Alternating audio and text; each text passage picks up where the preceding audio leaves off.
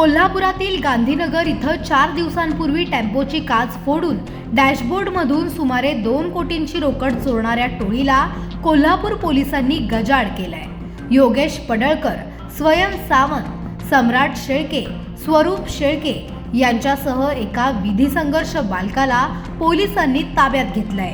स्थानिक गुन्हे अन्वेषण शाखेच्या पोलिसांनी सापळा लावून कोल्हापुरातील हॉकी स्टेडियम इथं ही कारवाई केली आहे।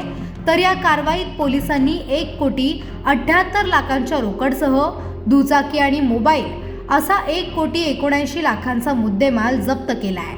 विशेष म्हणजे गांधीनगर इथल्या व्यापाऱ्यांच्या दुकानात काम करणाऱ्या स्वरूप शेळके याच्या सहकार्यानेच या चोरीचा प्लॅन तयार करण्यात आल्याचं पोलीस तपासात समोर आलंय।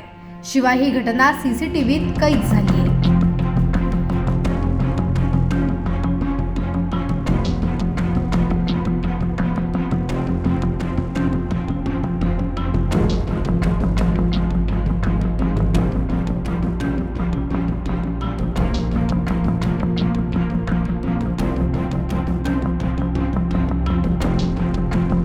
कोल्हापूर जिल्हा पोलीस कडून एक चांगली कामगिरी झालेली आहे।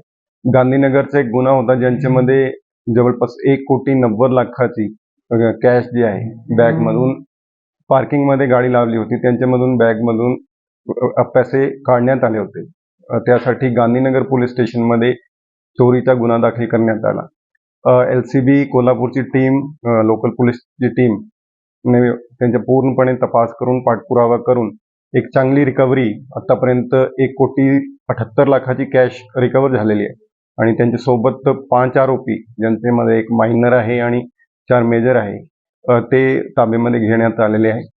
सोबत 2 गाडी आणि 3 मोबाईल सुद्धा जप्ती करण्यात आलेले आहे। पुढची पण कारवाई चालू आहे। पुढचं जे शिल्लकची रक्कम आहे 10-12 लाखाची, त्यांचा पण पाठपुरावा चालू आहे।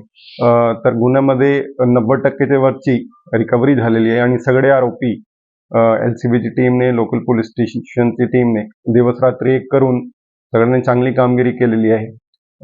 तर असा एक जनरल पब्लिकला पण आव्हान राहील की काही असेल, कोणाला काही रिपोर्ट करायचं तर नक्की आम्हाला संपर्क करा, आम्ही पुढची कारवाई करणार आहोत।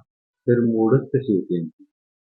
त्यापैकी एक आरोपी जे आहे ते फिर्यादीकडे कामाला होते, त्यांना सगळं माहीत होतं म्हणजे कुठून कॅश येतात, कसं येतात। तर त्यांनी त्यांच्या मित्रासोबत करून ते 2-3 महिन्यापासून ते प्लॅनिंग करून ते काम केलेलं आहे। चैनीसाठी करत होते का कोण कर्जबाजारी वगैरे? नाही, ते पुढच्या तपासात लागेल की कॅश कुठून येत होतं, कॅशचा वापर काय होता। तर बाकी एजन्सीजला पण आम्ही संपर्क करणार आहे की ट्रेसिंग ऑफ कॅश आणि कॅशची युटिलायझेशन कशी होती, ते पुढची तपासाचा भाग आहे।